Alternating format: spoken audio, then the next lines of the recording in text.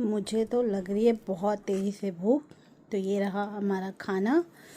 ये है बैगन जो मैंने बनाया है, चटपटा सा कीमा, और ये सलाद बनाया है। ठीक है, तो मैं क्या करूँगी कि ये लिया और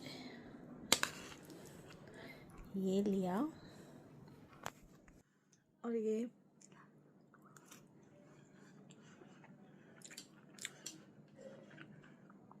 बैगन में मैंने आमचूर डाला है ना, इतना अच्छा लग रहा है, टेस्टी है।